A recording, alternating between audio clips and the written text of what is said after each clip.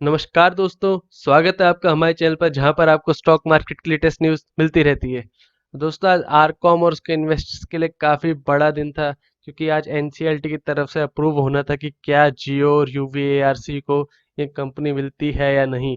और लोग इंतजार कर रहे थे, आज स्टॉक में भी इसके अपर मूवमेंट है एनएससी पर दोस्तों अब खबर आ रही है कि आप जानते हैं 5 अगस्त का डेट है आज और सुबह से शाम हो गई है, लेकिन ये खबर आ रही है कि अगस्त 19 को डेट शिफ्ट कर दी गई है अब, जिस दिन रेजोल्यूशन प्रोसेस का डिसीजन आएगा। यानी आज से तकरीबन 2 हफ्ते और आगे बढ़ा दिए गए आर कॉम और आरटीआईएल का डिसीजन। तो अगर हम देखें नीचे पूरी खबर, तो जो लेंडर्स थे उन्होंने इसके एसेट्स को बिड कर दिया था ताकि उनका कुछ तो पैसा रिकवर हो पाए। और तकरीबन उम्मीद लगाई जा रही थी कि आरकॉम के एसेट्स को, सभी टावर्स को, फाइबर्स को, सभी एसेट्स को बेचकर 23,000 करोड़ तक वापस लिए जा सकते हैं जो कर्जे में दिए थे। मुकेश अंबानी की कंपनी रिलायंस जियो तो दिल्ली की यूवीएआरसी जो हाईएस्ट बिडर्स थे उनको ये कंपनी मिलने का प्रोसेस में आ गया था, पर एनसीएलटी को आज अप्रूव करना था। उससे पता लगता कि क्या ये कंपनीज वापस आगे बढ़ सकती हैं या नहीं, पर अब उसको 2 हफ्ते आगे शिफ्ट कर दिया गया है। अब इसके जो प्रपोज्ड बायर्स हैं, दोनों बायर हैं, वो इंसॉल्वेंसी कोर्ट में हियरिंग होगी 2 हफ्ते बाद और फिर ऑर्डर मिलेगा, उसके हिसाब से वो आगे बढ़ पाएंगे। यूवीएआरसीएल जो दिल्ली की एक एसेट कंस्ट्रक्शन कंपनी है, उन्होंने आरकॉम और आरटीआईएल के लिए बिड किया था और रिलायंस जियो ने रिलायंस इंफ्राटेल के लिए बिड किया था जो टावर और फाइबर्स में काम करती है। तो आप जानते हैं मुकेश अंबानी ने एजीएम मीटिंग में भी कहा था कि वो जियो को यूज करने वाले लोगों की अमाउंट बढ़ाना चाहते हैं, तकरीबन 80 करोड़ तक का उनका एम था और अभी ये चल रहा है तकरीबन 50 करोड़ के आसपास। तो यानी काफी ज्यादा बढ़ाने के लिए उनको इंफ्रास्ट्रक्चर ज्यादा चाहिए होगा, टावर्स चाहिए होंगे, फाइबर एसेट्स चाहिए होंगे। और उनमें नया इन्वेस्टमेंट से अच्छा है कि जो ऑलरेडी प्लेस्ड हैं, जो अपने इंडिया में अवेलेबल हैं, उनमें खरीद लिया जाए, इसलिए उन्होंने रिलायंस इंफ्राटेल पर बिड किया था। और अब उस प्रोसेस के एनसीएलटी में ऑर्डर आना था और उसकी वजह से इसका शेयर में अपर सर्किट भी था एनएससी में कि लोग उम्मीद लगाते हैं आज कुछ डिसीजन आ जाएगा और लोगों में पॉजिटिविटी आएगी।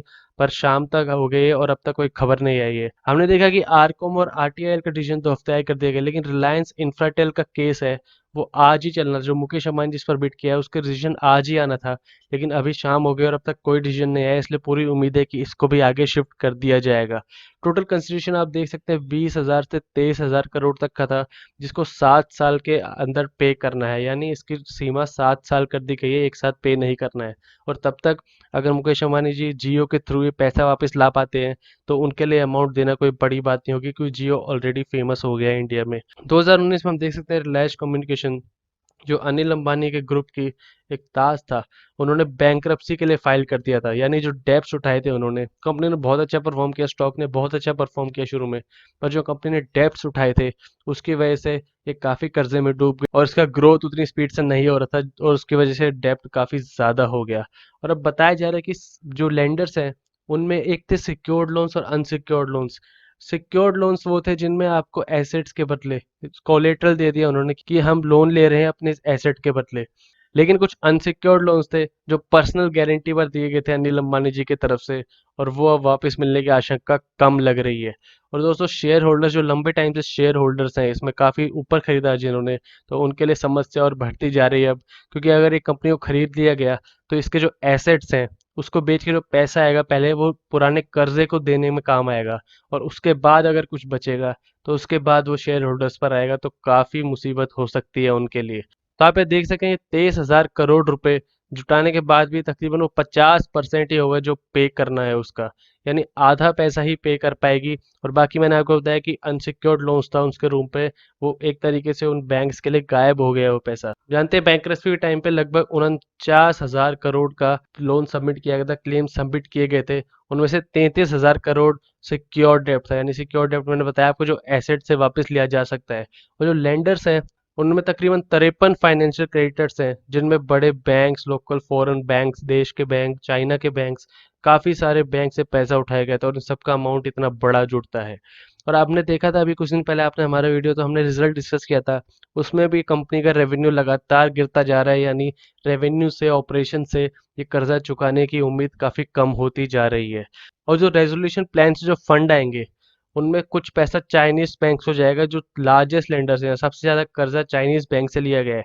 चाइनीज बैंक तकरीबन 5500 करोड़ रिसीव करेंगे।